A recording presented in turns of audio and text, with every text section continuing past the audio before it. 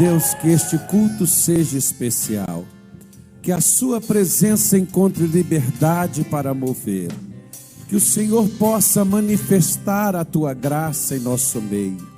Traz a tua paz, a tua alegria, traz a presença do teu Santo Espírito, fortalece-nos, renove. Venha, meu Deus, nos encorajar, venha, meu Deus, nos ajudar a sairmos daqui de cabeça erguida, com a alma renovada, fortalecidos na força do Senhor e do seu poder.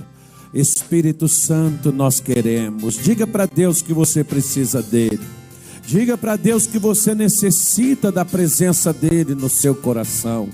Pede a ele para ele te renovar, para ele te fortalecer. Pede a ele para ele te encher neste momento. Presença de Deus cerque o teu povo e a tua igreja que está reunida. São aqueles que creem, Senhor, na força do Senhor e do teu poder. Abre os céus. Quando Jesus saiu do Jordão, ele orou, e a Bíblia diz que os céus se abriram. É a nossa oração, é a sua oração que abre os céus sobre a sua vida. Ore agora e diga para ele que você precisa dele. Diga para ele que você necessita da presença dele. Diga para ele derramar no seu coração ânimo, para ele derramar no seu coração a força. Venha, Senhor, ouça o teu povo, escute. A tua igreja está te desejando, a tua igreja está te buscando. Venha, Senhor, em o nome de Jesus, e abençoe. Venha, Senhor, em o nome de Jesus, e cerque esta mulher, cerque este homem, e que eles possam sair daqui abençoados, transformados. Nós colocamos nossas vidas em tuas mãos, no nome de Jesus. Digam graças a Deus e amém. Seja bem-vindo, sente-se no seu lugar. Abra sua Bíblia em Êxodo capítulo 8. Quem esteve aqui domingo passado? Choveu muito lá na sua casa hoje? Na sua casa não, na rua, né? Na sua casa não pode chover. Se chover, está precisando de consertar o telhado. Caiu uma chuvinha aqui à tarde. Eu me senti que está igual Belém do Pará. Chove todo dia. Lá o pessoal tem a seguinte teoria. Que hora você vai? Depois da chuva. Então, todo dia tem uma chuva à tarde. Aí depois da chuva é que o pessoal marca encontro, né? Marca reunião e outras coisas mais. Quando vai? Na igreja o pessoal não vai não, mas talvez numa pizzaria, na sorveteria o pessoal vai. Mas aqui em Cuiabá o pessoal vem na igreja, amém? Pelo menos a metade vieram hoje. Abra então a tua Bíblia lá em Êxodo capítulo 8. Nós estamos falando sobre aquilo que Satanás ele faz para nos prender. O que ele criou para prender o povo de Israel no Egito, ou seja, para impedir que de fato eles fossem livres. Às vezes, você olhando para as Escrituras, você vai ver que Israel saiu do Egito, mas o Egito não saiu de Israel. Às vezes, aquelas pessoas, diga assim, nesta igreja não tem isso. Isso, tem nas outras, aqui não. Nas outras igrejas pode ser que tenha, nessa aqui não tem. Por quê? Porque tem aquelas pessoas que saíram do mundo, mas o mundo não saiu delas. Quando a gente fala de mundo, nós estamos falando de sistema, ou de desejo, ou de pensamentos. Tem pessoa que pensa, embora ele esteja dentro da casa de Deus, ele tem os mesmos pensamentos das pessoas que estão fora da casa de Deus. E não só pensa, mas anda, vive, fala. Né? Até a linguagem do cristão, embora, por exemplo, até a juventude tenha uma maneira de se expressar, diferente de nós mais madurinhos, mas é uma linguagem sadia, é uma linguagem sã. Às vezes tem cristãos que cada palavrão sai da boca da pessoa. O que isso mostra? ela é igualzinha a pessoa do mundo que vive sem Jesus. Do mesmo jeito. As teorias, os pensamentos, né? Aquilo que a pessoa ela acha das coisas da vida. De vez em quando basta você olhar, quando principalmente tem aquelas polêmicas, né? Principalmente isso acontece no Facebook, as pessoas discutem, as pessoas se ofendem, né? As pessoas, principalmente se a pessoa errar, se for uma pessoa que estava dentro da igreja, e ela saiu, e ela caiu, e ela pisou na bola, às vezes os crentes caem para cima dela como se fossem leões famintos na arena para comer aquelas pessoas que testemunharam e que foram jogadas ali dentro, que não eram só os cristãos que eram também não. Né? Então, o que ocorre? A pessoa tem o mesmo procedimento de quem é do mundo. Da mesma maneira que o mundo faz, os cristãos fazem também. Ou, cristão não faz isso, mas pessoas que estão dentro da igreja. Mais ou menos assim, para a gente tratar uma pessoa que errou na vida, como é que nós temos que fazer? Pensa em você. Como é que você gostaria de ser tratado caso você errasse? Assim trate os outros. Ah, pastor, eu queria que a pessoa me ajudasse, que a pessoa não me condenasse, que a pessoa me estendesse a mão. Então lembre-se disso quando alguém do seu lado cair. Quando alguém do seu lado falhar. Porque onde tem ser humano, tem erros, tem faltas, tem falhas. O ser humano é falho.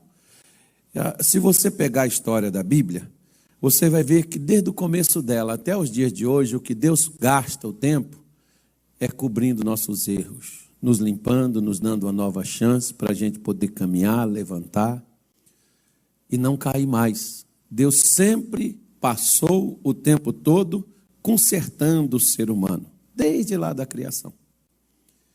Porque o homem, principalmente depois que ele deu lugar ao mal, ele ficou vulnerável e passou a ser tentado. E muitas vezes deixa de confiar em Deus e torna a cair de novo. Então, quando hoje, por exemplo, nós temos uma das táticas que Satanás ele cria, e dentro da igreja isso está cada vez mais, né? Isso está acontecendo, porque ele não quer que a gente tenha um envolvimento pessoal com Deus. Eu sempre falei nas igrejas por onde eu passei, nós somos na igreja iguais o que nós somos em casa. Da mesma forma, do mesmo jeito. Como assim? Se na igreja você não ora, é porque na sua casa você também não tem oração. Se na igreja você não canta, é porque quando você está em casa, você também não tem tempo para cantar para Deus em casa. É o que a gente chama de culto doméstico. Você não tem o seu culto para Deus, você não faz para Deus o seu culto. Aliás, nas nossas casas tem o lugar para o cachorro, tem o lugar para o carro, tem o lugar para a bicicleta, tem o lugar para o filho, tem o lugar até para a visita. Esse é o quarto da visita. Mas não tem um quarto de oração. Não oramos em casa. Quando chega na igreja, fica difícil orar. Por quê? Porque não temos o hábito de orar em casa. Por isso que ou dentro da igreja ou pessoalmente, ou no meio de alguém, quando você vai para o meio de pessoas, né, em um culto, em uma reunião, em uma conferência ou qualquer outra coisa. Quando você chega lá, você vai ficar inibido, porque você não tem o hábito de fazer aquilo ali pessoalmente. Uma vez, tem um pregador chamado Paul Washer, e ele estava falando uma coisa interessante, que o pastor dele virou para ele e disse assim: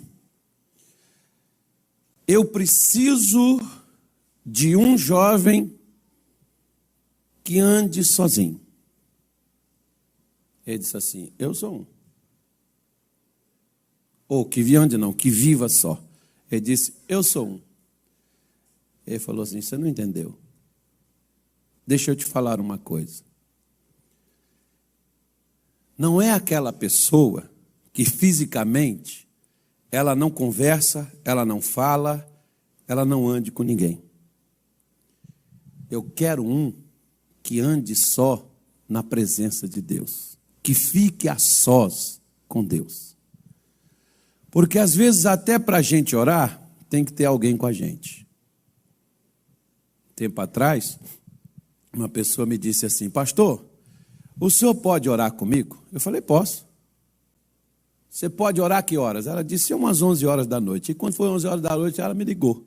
Aí ela me disse: eu quero que o senhor ore comigo pelo telefone. Eu falei: não, irmã, você desliga seu telefone, você vai orar daí, eu vou orar daqui. Por quê? Porque você tem que saber ficar sozinho diante de Deus. Você tem que saber passar tempo só você e Deus, sem que seja preciso ninguém interfira. Você não precisa de intercessor. Aliás, já há o intercessor. Quem é o intercessor? O intercessor é Jesus. Ele é suficiente.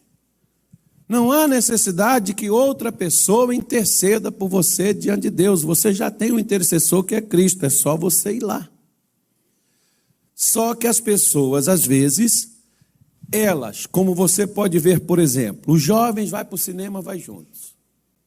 Os jovens vão para o trabalho, vai junto. O jovem vai fazer alguma coisa, vai junto. Sempre a pessoa está sempre com alguém. Ela não tem tempo para Deus. Não é só jovem, não. Tem o velho, tem o madurinho, todo mundo, estou dando um exemplo. A pessoa tem tempo para andar com os outros, mas não tem tempo para gastar com Deus. Deus precisa de pessoas que gaste tempo com Ele. E isso é uma das coisas que Satanás ele faz. Você pode ver, por exemplo, o camarada que não é cristão, ele tem tempo para Deus? Tem? Se você vai dizer para ele, vamos à igreja, ele vai dizer para você, não tenho tempo. Por quê? Porque ele está sempre correndo atrás de alguma coisa. Lembra daquela parábola que Jesus contou? Que ele chamou o camarada disse assim: eu casei, não posso ir. Chamou o outro e diz: eu comprei uns bois e eu vou testá-los. Chamou outro lá e ele deu outra desculpa. E aí o que Jesus mandou falar? O que Jesus mandou fazer? Nenhum destes que foram convidados provará da minha ceia. Perdeu a oportunidade. Às vezes hoje tem pessoas que elas estão perdendo a oportunidade. Porque a pessoa, o incrédulo, ele não tem tempo para as coisas de Deus. E tem gente dentro da igreja que está da mesma forma, não tem tempo para Deus. Eles têm tempo para tudo, mas para Deus, para ficar sós, ele e Deus, para passar ali aquele momento, fechar a porta do quarto, entrar ali, ficar só ele e Deus. Não tem tempo. Aí quando chega na igreja, a pessoa fica inibida. A pessoa não consegue abrir os lábios, não consegue falar com Deus, não consegue adorar a Deus. Por quê? Porque ela não faz aquilo em casa. E é isso que às vezes tem ocorrido com muitos de nós. E as coisas não podem ser desta forma. Se uma das coisas que o diabo ele quer é que a gente não envolva com Deus. Se você não se envolver e não tiver um relacionamento com Deus, você estará da maneira, você ou eu ou qualquer um outro, estaremos da maneira que o diabo quer. Nós estaremos dentro da igreja, mas não envolvidos com Deus. Nós estaremos dentro da casa de Deus, mas andando sem Ele. E às vezes quantos estão assim? Porque olha só o que diz Êxodo capítulo 8, versículo de número 28, diz assim, posso ler? Se você não tem, pode acompanhar na tela que já apareceu aí, olha. Então disse Faraó: deixar-vos-ei ir, para que sacrifiqueis ao Senhor, vosso Deus, no deserto. Somente que indo, não vades longe. Não se distancie. Não se distanciar de quê? Não se distancie de mim. Até ore por mim também. Interessante, né, irmão? Faraó espiritual. Interessante a maneira dele. Às vezes tem aquelas pessoas que elas até oram. Até tem as orações. mas não há envolvimento. É aquela oração que disse o profeta Isaías: esse povo me honra com os lábios, mas o seu coração está onde? Longe de mim. Que triste isso, né? Às vezes a pessoa até, por exemplo, diga graças a Deus. Isso não acontece em Cuiabá, só no Rio de Janeiro. Amém. Eu estava lá no Rio de Janeiro, onde eu fui pastor em Duque de Caxias, que foi onde começou a Igreja da Graça de Deus, com o missionário Soares, em 1980. Eu estava lá nessa igreja como pastor, fiquei lá 5 anos e meio. Aí eu estava fazendo uma oração, e aí eu chamei um pastor, e eu desci para o pastor estava orando, e eu desci para colocar as mãos nas pessoas. Aí eu passei por uma senhora, e ela estava orando, falando aquela coisa assim, bem enfatizado, e tal, e veio no meu coração: põe suas mãos nela e ore nela. Falei: Jesus, a mulher está orando, a mulher está falando com o senhor aí, a mulher... Eu vou nos outros que estão caladinhos lá, os outros que estão com problema, eu vou neles.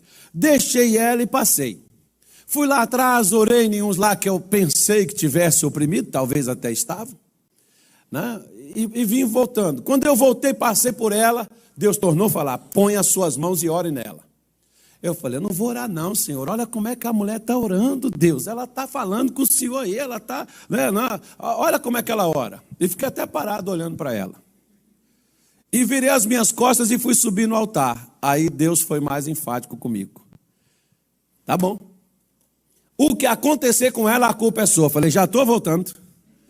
Fui lá e coloquei as minhas mãos. Quando eu coloquei as minhas mãos nela, mas pulou aquele espírito maligno de dentro do corpo dela, manifestou de uma forma terrível, que eu não esperava que aquilo fosse acontecer. Por quê? Aquela mulher parecia ser espiritual. Mas a espiritualidade dela era fornecida por um demônio que estava dentro do corpo dela. Toda pessoa que não se envolve com Deus vai se envolver com o demônio. Não há como. Só há 2 forças neste mundo, uma positiva e uma negativa. Só há luz e só há trevas. Se nós não envolvemos com a luz e não seguimos e não permanecemos na luz, nós estamos nas trevas. Se nós não estamos na força de Deus, a gente vai estar na força do mal. É por isso que às vezes dentro da igreja tem fofoqueiro. É por isso que dentro da igreja tem pessoas desonestas, crentes que compram e não pagam, dão calote nos outros. Mas estão com a roupagem de cristãos e ainda diz assim: irmão, em o nome de Jesus eu te pago quarta-feira. E ele sabe que quarta-feira não tem nada, mas ainda coloca Jesus no meio ainda.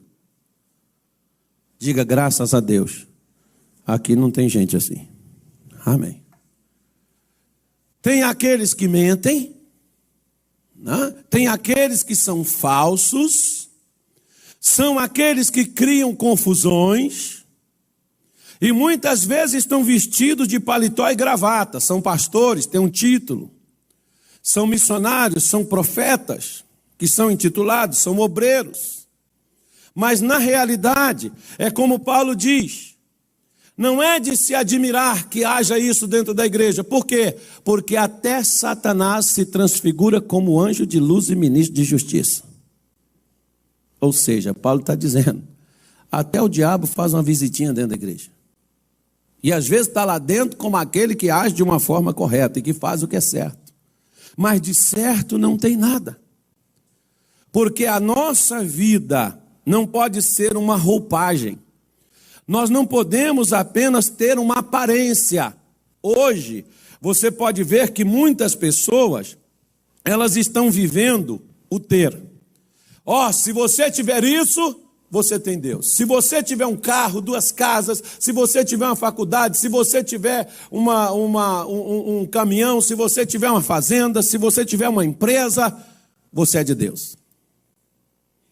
Se você tiver sucesso, você é de Deus.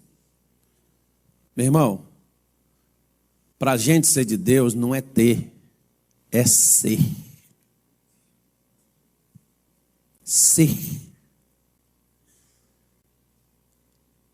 Nada, bens, não comprovam a vida de um homem. Como Jesus diz, a vida de um homem não consiste naquilo que ele tem. Nem eu, nem você. Ah, mas eu tenho, por exemplo, 25 anos de ministério. O que isso quer dizer? Isso não quer dizer nada. Porque pode ser que durante 20 anos eu fui correto, eu mandei perfeito no ministério, e tem 5 anos que eu estou enrolando. Tem 5 anos que eu não sou mais o mesmo. Então essa questão de ter, eu costumo dizer que tempo, por exemplo, só é contado no INPS, ou INSS, aliás, até mudou já. No meu tempo era INPS. Agora já é INSS. Aí vai contar tempo. Para a sua aposentadoria, que agora acho que não sei nem se aposenta mais, né, irmão? Mas a gente vai conseguir, em nome de Jesus. Aí o que ocorre? Nós ficamos achando que por termos tempo, tanto tempo disso, tanto tempo daquilo, nós temos a capacidade para poder andar, ou para poder viver, ou para poder falar. E às vezes a gente está tão longe de Deus, mas tão longe. E quanto mais nós estamos longe de Deus, mais perto nós estamos do mal. Se você quiser se distanciar do mal, você tem que se aproximar de Deus. Quanto mais você se aproximar de Deus, mais distante do mal você estará. Por que o faraó não queria que as pessoas, que Israel não fosse longe? Porque se Israel saísse dos seus territórios, dos seus domínios, ele não poderia controlar. Ele não poderia manipular, ele não poderia dominá-los. Se Satanás está nos dominando, e quando nós falamos de Satanás, não estamos falando de um bicho, de um olho, de um chifre. Nós estamos falando dos problemas, nós estamos falando de pecados, nós estamos falando de erros, de falhas. E que muitas pessoas, embora elas estejam dentro da casa de Deus, elas estão cheias de defeitos, que nunca foram corrigidos. Elas estão cheias de problemas que nunca foram tirados delas. Porque elas nunca largaram, elas nunca deixaram, porque Deus te tira do mundo, mas é você que tira o mundo de dentro de você. Não é Deus que vai tirar. Somos nós que devemos e que temos que tirar o mundo de dentro da nossa vida. Se nós não fizermos isto, como era Israel, que tinha que esquecer do Egito e se apegar com Deus, mas Israel nunca esqueceu do Egito. Era só dar qualquer problema, de onde que Israel lembrava? Do Egito. Tem pessoas, por exemplo, que é só dar um problema com ela, dentro da igreja, sabe o que ela faz? Quando eu era do mundo, isso não me acontecia. Quando eu estava no mundo, eu não passava por isso. Quando eu estava no mundo, pastor, eu tinha isso. Quando eu estava no mundo, eu tinha aquilo. Quando eu estava no mundo, eu era assim. Quando eu estava no mundo, não faltava nada. Agora você está com Deus e Deus está deixando faltar tudo. Estamos com Deus entre aspas. Por quê? Porque a Bíblia Sagrada, no Salmo 34, versículo 10, ele diz: os filhos dos leões necessitam e sofrem fome, mas os que buscam ao Senhor.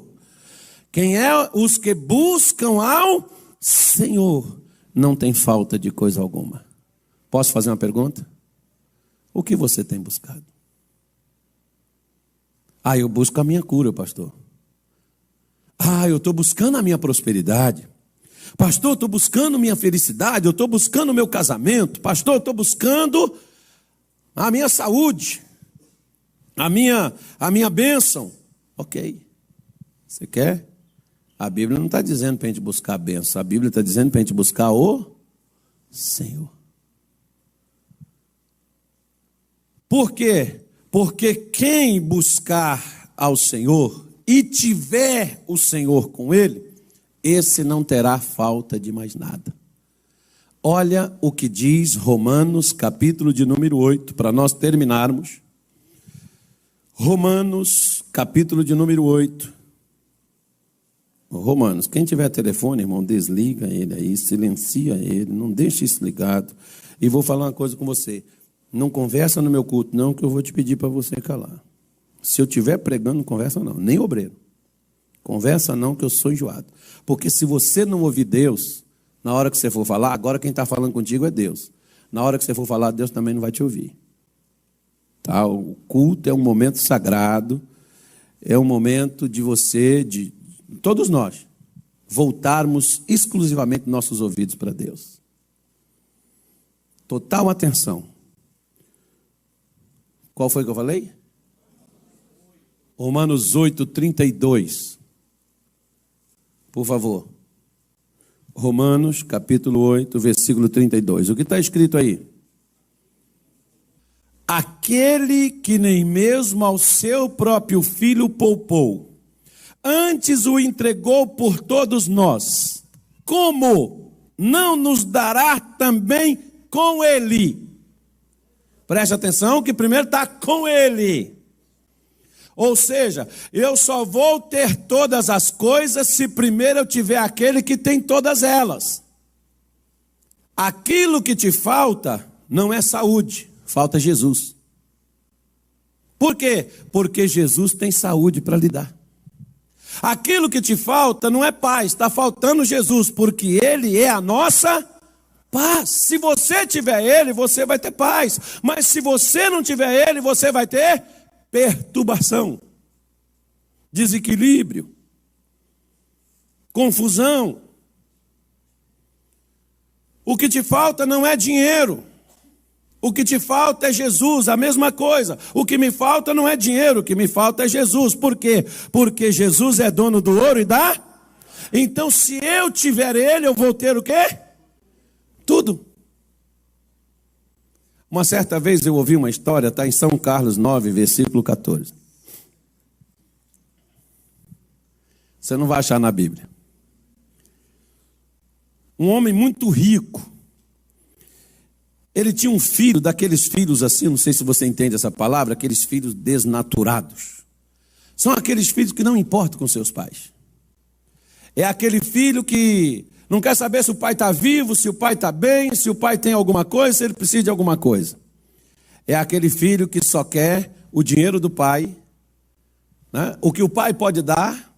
É aquele filho que está que nem o urubu, quando o boi está morre, não morre, e o urubu está lá para pegar a carniça logo, né? E às vezes começa a comer o boi até antes dele morrer.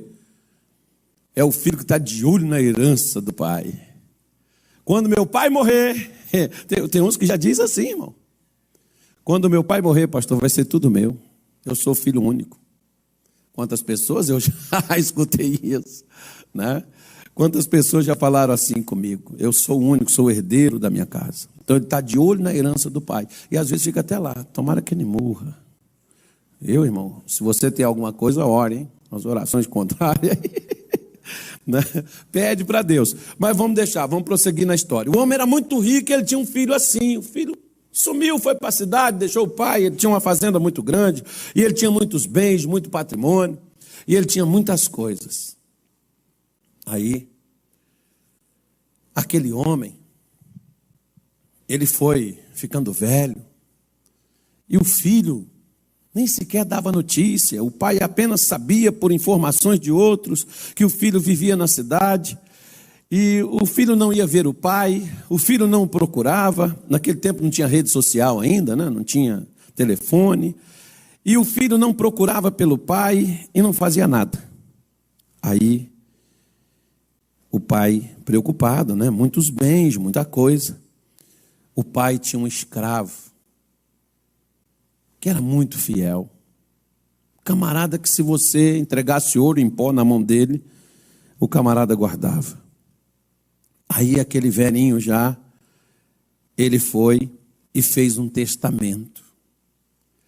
E ele colocou no testamento que tudo que o pai, tudo que ele possuía, pertencia ao escravo após a sua morte. Era tudo do escravo.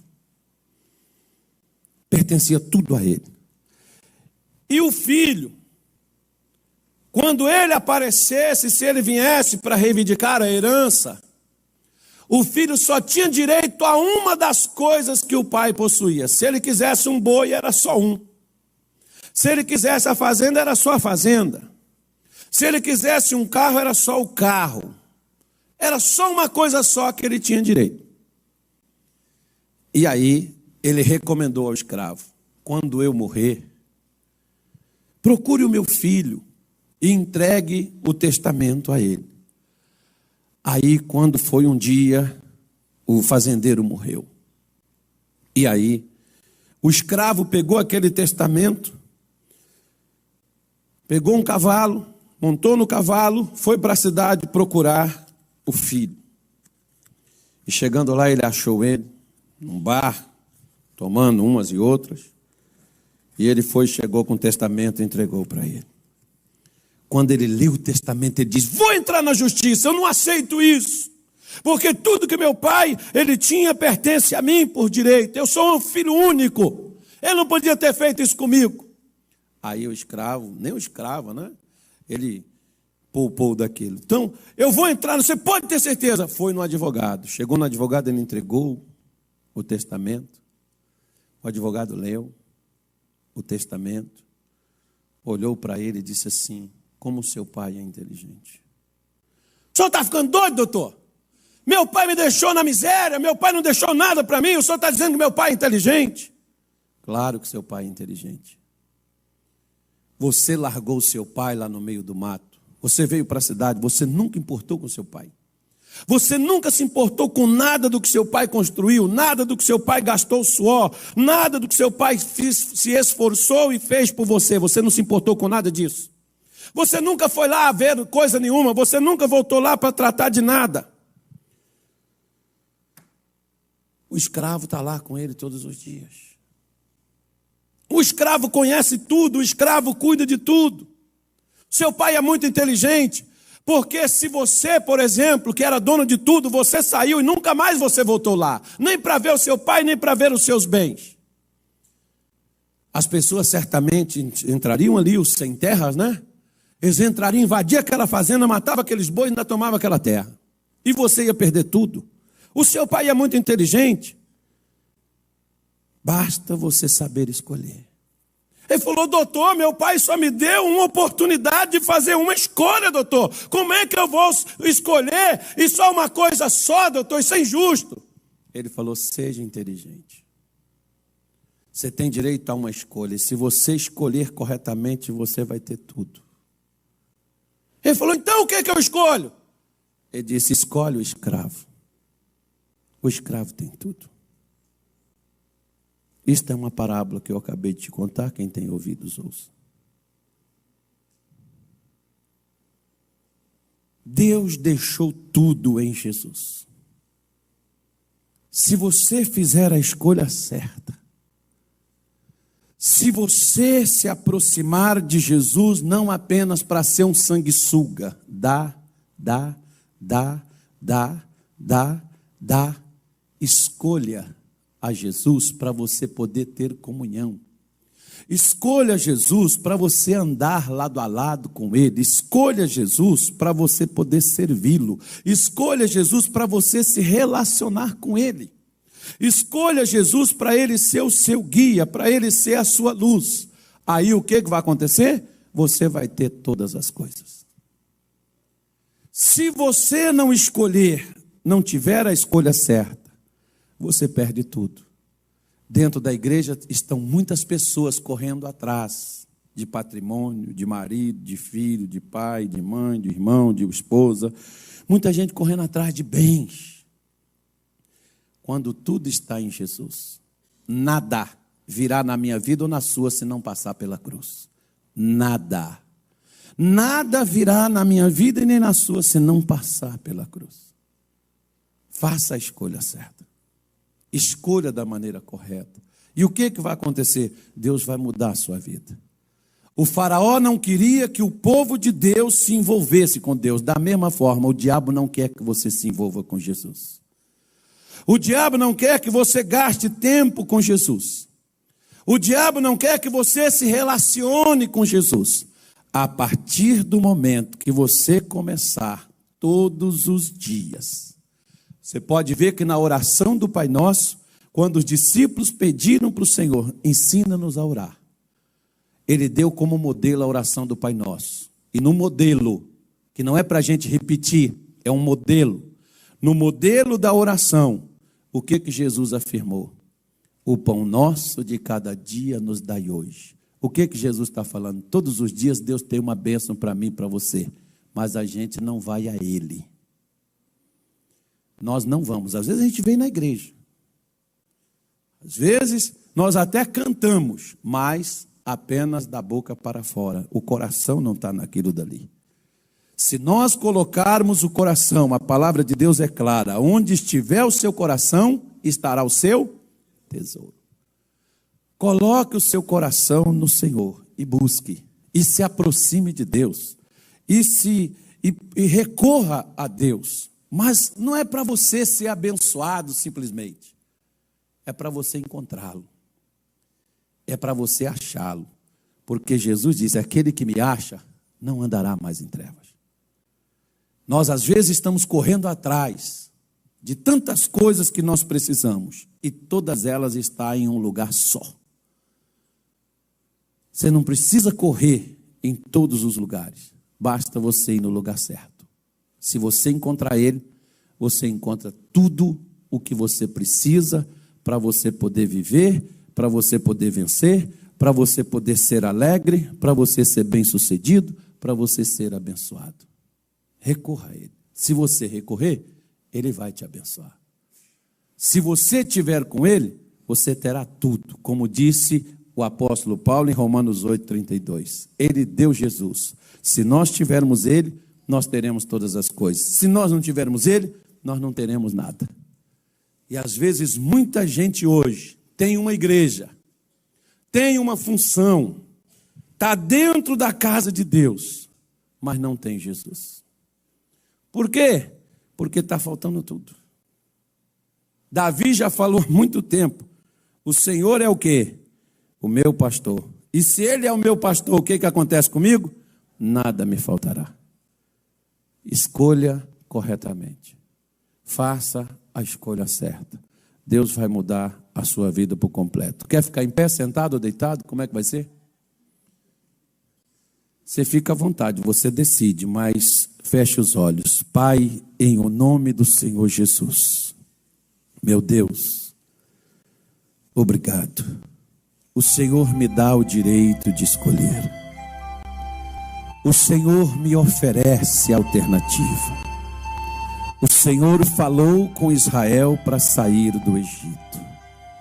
Meu Deus, o faraó não queria liberá-los. E quando liberou, propôs uma condição: não vai longe, não se envolva. Oh Jesus, muitas vezes nós envolvemos com as pessoas, nós envolvemos com as coisas, mas não envolvemos contigo. Às vezes estamos tão longe do Senhor que nem sequer conseguimos perceber o quanto estamos longe. Oh meu Deus, é como falou o apóstolo Tiago. Meu Deus, muitas vezes as mãos estão sujas. Muitas vezes, Senhor, o coração está sujo, imundo. Porque às vezes, Senhor, nossas mãos precisam ser lavadas e o nosso coração precisa ser purificado. Oh, meu Deus, às vezes nós demonstramos aquela alegria apenas passageira, aquela alegria momentânea. A gente não tem alegria eterna. Porque nós, meu Deus, apenas nos alegramos com os momentos breves que nós temos. O Senhor tem uma alegria que ninguém pode tirar. Oh Jesus, não será um problema de saúde, não será um problema financeiro, não será, meu Deus, qualquer outro problema que irá nos entristecer quando nós temos o Senhor. Nós sempre teremos uma alegria que ninguém pode tirar de nós. Oh, se nós tivermos o Senhor, nós prosperaremos, porque o Senhor é o Deus da prosperidade. O Senhor é aquele que veio trazer vida, e vida com abundância. O Senhor é dono do ouro e da prata, e o que é teu se torna nosso. Por isso, meu Deus, nós estamos diante da tua presença agora, e nós oramos, Pai, nós te pedimos, ajude-nos. Oh, meu Deus, nós não queremos religiosidade, nós não queremos aquela atividade religiosa. Nós queremos, meu Deus, a vida de verdade. Por isso nós oramos e nós te pedimos, Senhor Jesus, venha, permita-nos chegar a ti, permita-nos estar contigo, meu Deus, como o Senhor permitiu na casa de Simão, que aquela mulher se aproximasse, que ela chegasse ao Senhor. Oh, e dali ela nunca mais foi a mesma criatura. O Senhor mesmo afirma que aquele que está em Cristo, ele é nova criatura, as coisas velhas passaram, tudo se fez novo. Oh Jesus, tudo tem que mudar na vida daquele que está contigo, e nós te pedimos, venha, Senhor, permita-nos estar com o Senhor, permita-nos a te achar, e manifeste, meu Deus, o seu poder aqui nesse lugar. Senhor Jesus, entra, meu Deus, nesta casa. Meu Deus, aonde está a desordem, Senhor, entra em nossos corpos. Aonde estão as marcas, meu Deus, da escravidão? Aonde estão as nossas derrotas? Aonde estão as nossas destruições? Levante as suas mãos para os céus.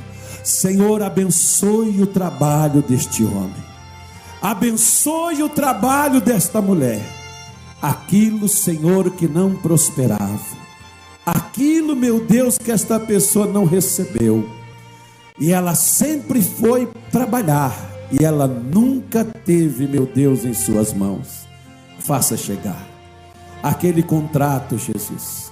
Oh, meu Deus, aquele dinheiro que ela tem para receber é dela, pertence a ela, e ela não recebe. Desamarra ele agora.